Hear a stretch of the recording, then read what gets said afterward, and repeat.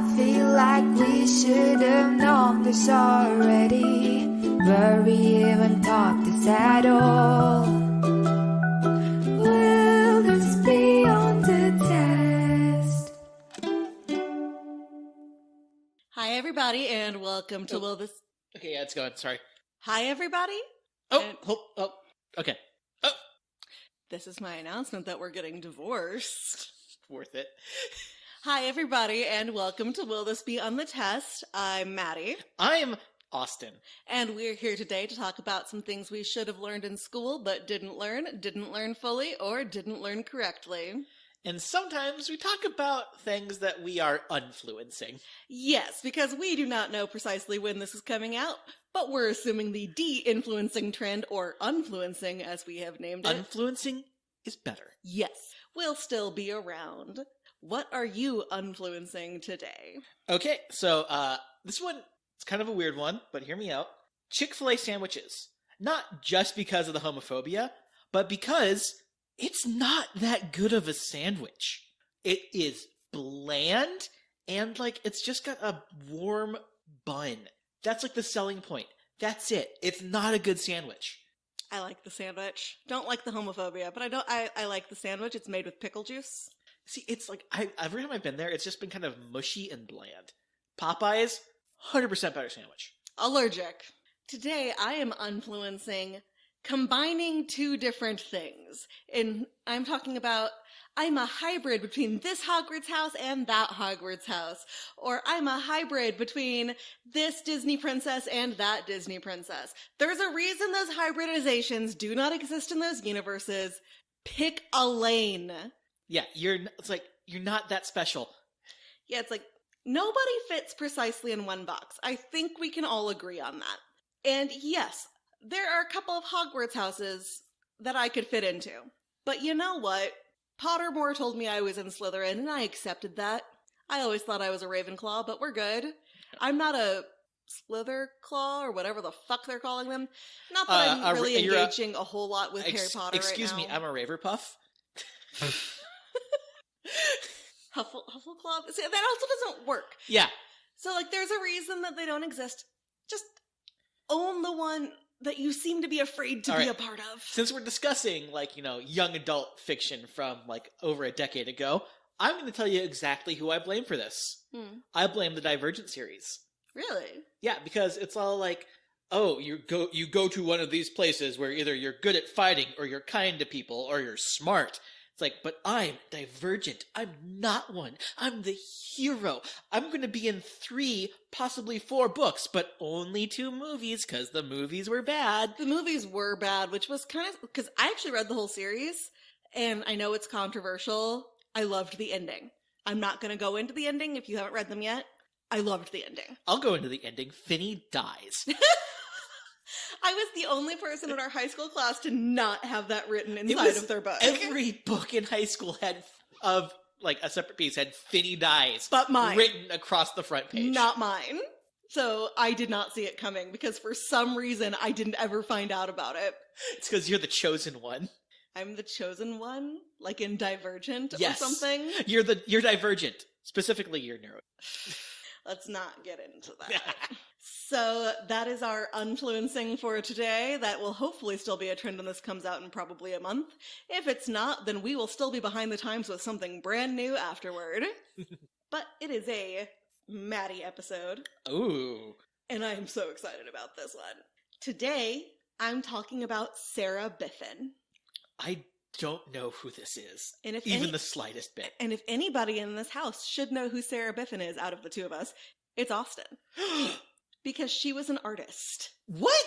A legit artist from the late 1700s and early 1800s, who honestly did some of the more realistic and exquisite paintings of people like the British royal family. As a woman, she was hired to do the royal family portraits as a disabled woman. What? Let's get into it. Yeah.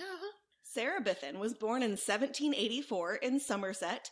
Oh, remember, this is all old history based on a variety of different sources, so some of it may not be 100% correct, but the big points are. To a father who was a shoemaker, She had 4 siblings, John, Richard, Johanna, and Betty, though it's unclear what happened to them later. It is apparent from birth that she is different from other kids because she had no arms and vestigial legs. What? Due to phocomalia, which interestingly is associated most commonly with the use of the drug thalidomide, which was a major thing that women used during pregnancy in like the 1950s or 60s. I've been actually considering an episode on it, but it's super depressing. It was this drug given to women. They were like, this will help you, with everything. And their babies were born severely disabled and missing limbs. But it can also be genetic, even though there was no family history that they knew of. She was just born with no arms and vestigial legs. Now, while many of her people in her situation at the time would have been dumped on the streets, especially by a poor family like hers, she wasn't. But they also had no idea how to take care of her. My new favorite website, which is Rejected Princesses, go check it out, said they, quote, treated her as a fragile object, but she became hell-bent on pushing herself. So they basically were like, oh, you have, no ability to do anything. We're just going to treat you like a baby, and you're not going to learn, you're not going to try, you're not going to whatever. So when her family would leave the house and she would be alone, this was the only time she felt she could do this, she taught herself to read, to write, to paint, and to sew. How? Using her mouth.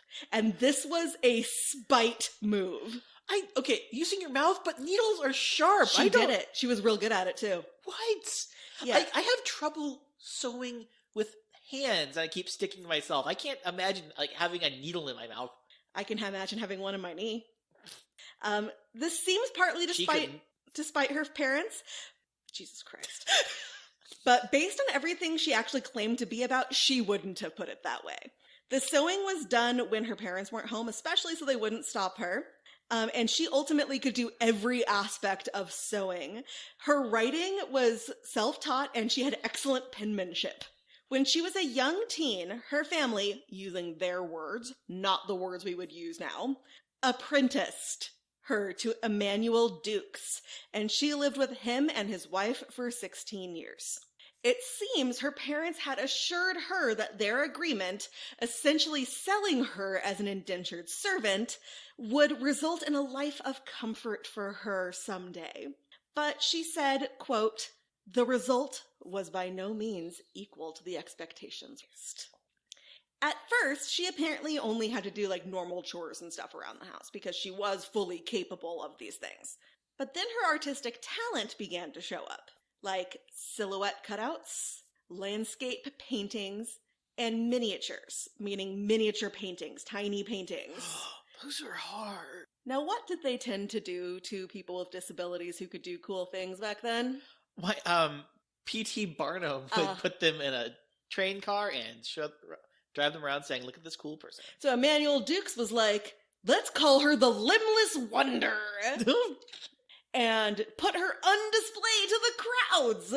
In fact, in true garbage fire fashion, Dukes made bets with every onlooker that would take him up on it, which was a lot, that she could paint, sew, write, whatever, anything, or he'd give them 1,000 guineas. Of course, he never had to do that. But he had no problem selling her miniature portraits for 3 guineas each and giving her maybe a total of £5 per year. That's nothing, even back then. Mm-hmm.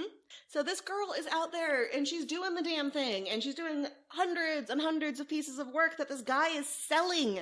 And he's like, oh, yeah, I got to pay you. Merry Christmas, here's £5. That is until the St. Bartholomew's Fair in 1808.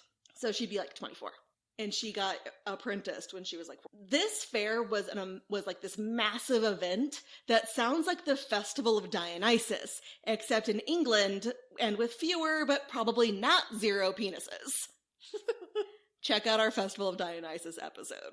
This festival is the inspiration for the play Bartholomew Fair by Ben Jonson, who is one of the possible but definitely not Shakespeare.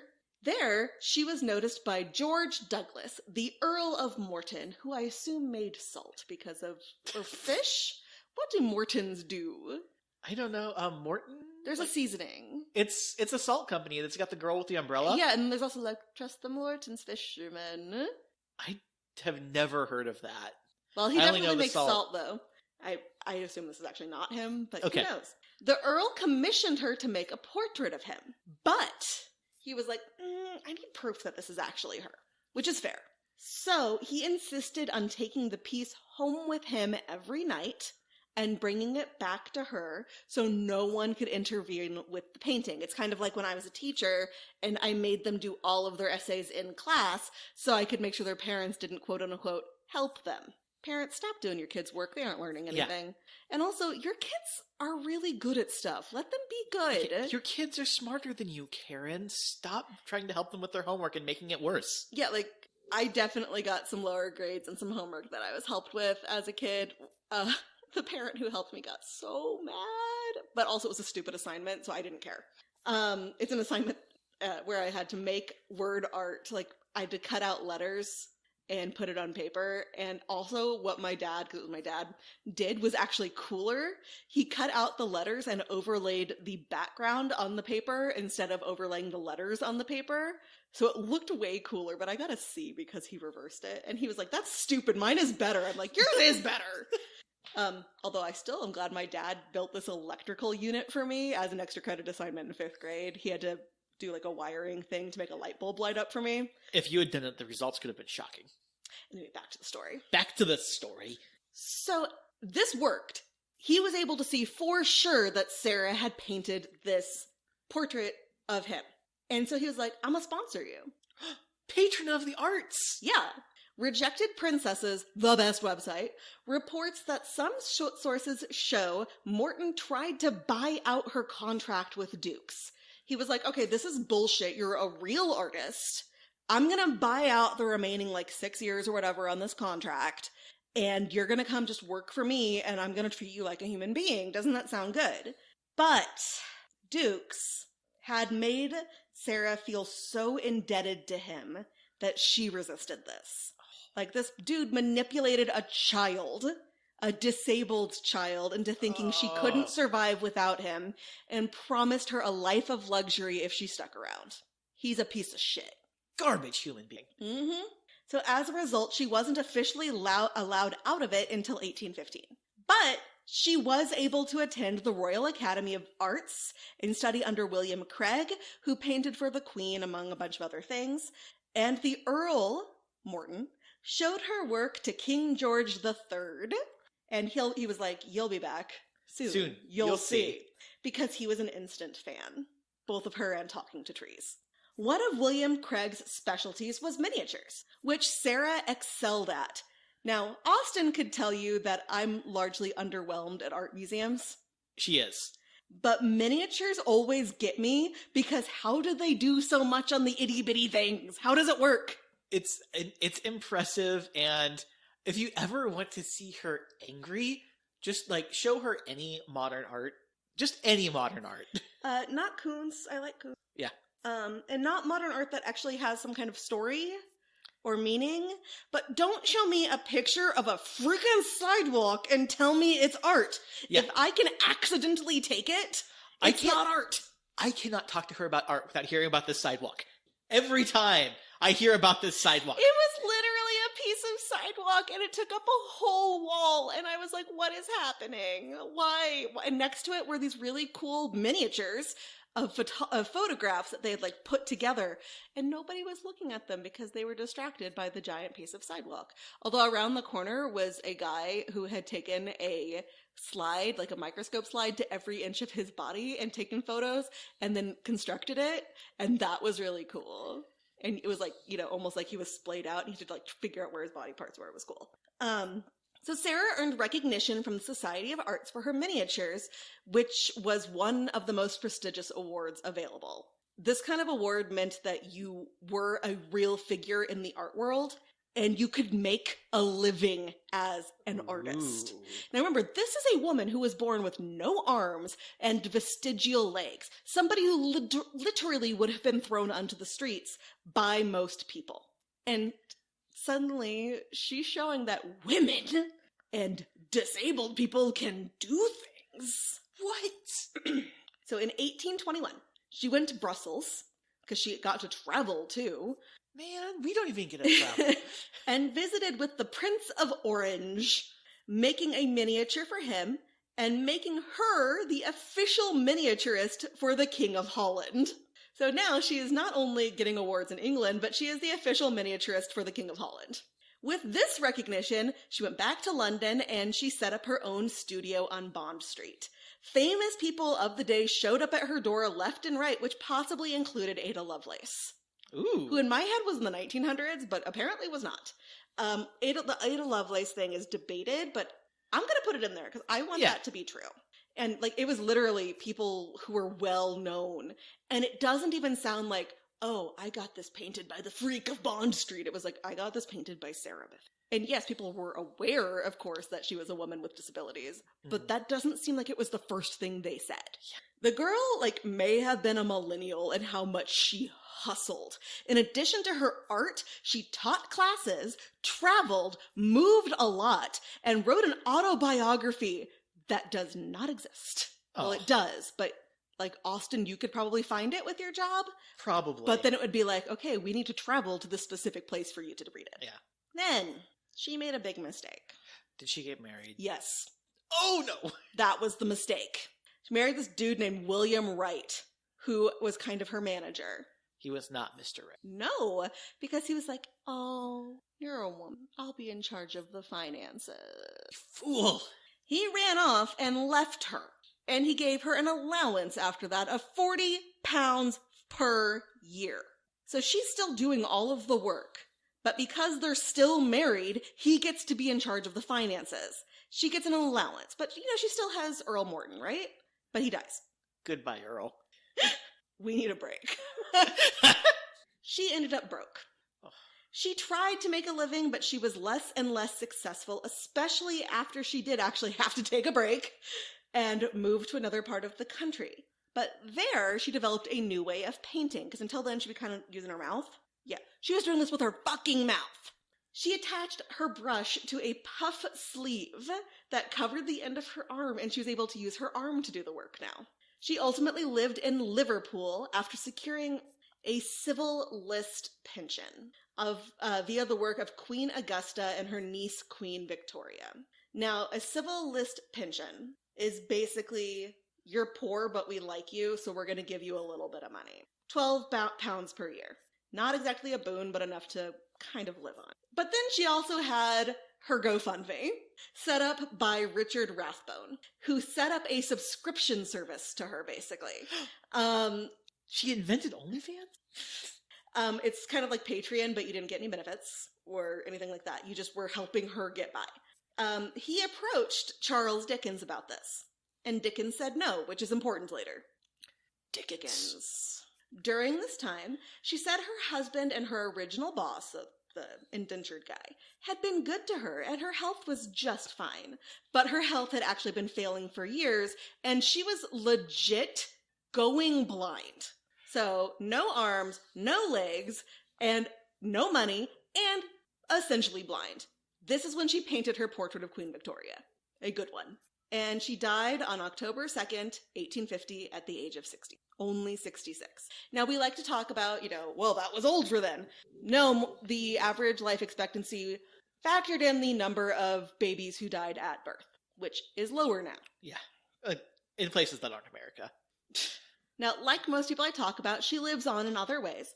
Last year, she had her first exhibition in 100 years, called Without Hands, The Art of Sarah Biffen, in London. She's mentioned in Charles Dickens's Nicholas Nickleby, Martin Chuzzlewit, and Little Dorrit. So despite the fact that he would not help her, he used her in his books. Whether or not they ever met isn't clear, but he was a dick toward her in all of these, focusing on her disabilities rather than her skills. She also shows up in works by William Makepeace Thackeray and Thomas Hood. Now, despite working for the royals, her best-known work is actually a miniature self-portrait. This was given to her sponsor of the time, Princess Augusta, but prints were made, and that's what we have today, is the prints. This is one of her few works to still be around, and she gets She is wearing her medal from the Society of Art. That is how detailed this miniature gets. She is wearing a medal, and you can tell what it is. It's not just a dot. Now, this sold in 1986, and it was valued at 800 to 1,200 pounds. What do you think its selling price? I'm gonna... I hope it was a lot of money, but I'm also a cynic and sick of humanity, so I'm gonna say significantly less. 500. 137,500 pounds. Oh, good. Yeah, 137. I got really sad, but then you added the 1,000 to it, and I was like, oh, yay. Emma Rutherford at Philip Mould, where her art was recently displayed, said they thought the price was because, quote, she represents such strength in overcoming not only the prejudice that would undoubtedly have been shown towards a professional female artist, but also towards someone who would have been viewed as a circus freak. Here, she is viewed first and foremost as an artist, surrounded by the tools of her trade, including the brush tucked into her sleeve, ready for her to paint. Because in this miniature by the woman who has no arms, she has a freaking visible paintbrush.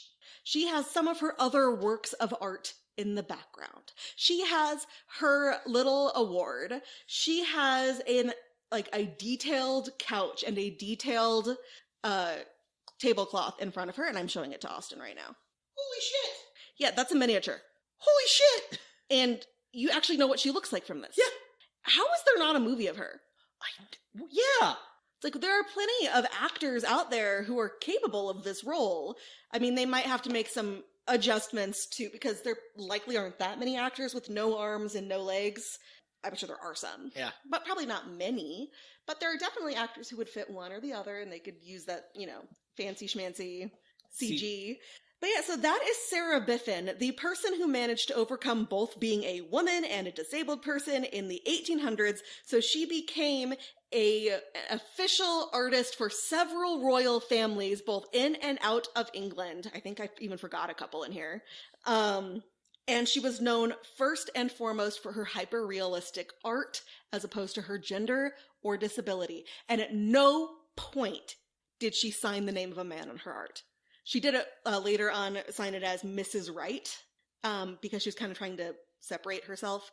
But she never pretended to be anybody other than who she was. Holy crap. Sarah Biffen. How have I not heard of this before? As soon as I came across her, I was researching something else entirely, and I'm like, this is my topic. And I was like, Austin, I want to tell you so bad, and I can't. See, how come whenever I come across something that's like, oh my god, this is my topic now, it's something gross, but when you do it, it's something inspirational and kind. Okay. And kind of cool. I forgot to write questions, so let's give it That's a go. okay. Will the fact that Sarah Biffen spite-learned be on the test? That will not be on the test because we cannot let the children know about spite learning. Will the fact that they refer to indentured servitude as apprenticeship be on the test? Yes. Yes, it will. Will the fact that Emmanuel Dukes, who apparently was a big deal, made a disabled child feel like she owed him her life be on the test? Yeah, that will be on the test. Will the fact that she was a female disabled artist who never tried to hide who she was be on the test? Yes. And will the fact that she never tried to be known as the female disabled artist be on the test? Yes. Because that's an important thing. She never hid it, but she never actually was like, look at how special I am. It was, I'm damn good at this, and you're gonna like it. Yeah. Oh, that was so cool. Yeah, so after coming off of your definitely not lions, I feel like we are going to a happy place, which, Yay! As we know, will not continue with us. Oh, it will absolutely not, because the ones I've got, other ones I have researched are depressing, but for different reasons. My next one, I think it's going to be my next one, has some depressing moments, but overall it's just clarifying misinformation that has been widely shared. Oh. So, where can people find us? Well, they can find us on TikTok at On The Test Pod, on Facebook at facebook.com/OnTheTestPod, on Instagram at On The Test Pod, and if you must, on Twitter at On The Test Pod. Yep, and I will probably reinstall Twitter just so I can keep people updated, because maybe one day... I'm going to let you in on something. I, completely erased my Twitter account. I went through all of the steps to just, make this go away forever. Uh-huh. I did that with Twitter. I've not done that but I pretty much only used our account for this. Yeah. All right, so to pretend that this is, recorded just now in the heat of the moment, let's talk about some news that has happened recently. It turns out that all of the balloons were ghosts. See, I heard that they were aliens. They were ghosts of aliens. So, have we just confirmed Scientology? No, the ghosts of aliens were actually here to disprove Scientology. Man. Oh. But they did take Tom Cruise. It's about damn time. That's what Lizzo was trying to warn us about. And I believe we are, let's just pretend, we're after the Oscars now. And somehow Brendan Fraser won in every category. We haven't even seen his movie yet ourselves, but we're going to assume. And when Will Smith came in from the rafters with the steel chair to finish the job on Chris Rock, I was flabbergasted. And it was really confusing because Chris Rock wasn't there, so he was just swinging about with this chair. It was like Spider-Man with a steel chair. Yeah, and people got really mad about Rihanna performing again, just like we did at the Super Bowl, but nobody has a valid reason. It's like she was flying through the air again. Is Rihanna? She was fighting Will Smith up in the air. She saved Chris Rock's life as part of her performance. It was not scripted. And she didn't stop singing. She would never stop singing. She can't stop, won't stop. Except during the Super Bowl. So on that note, Class dismissed. Ghost aliens.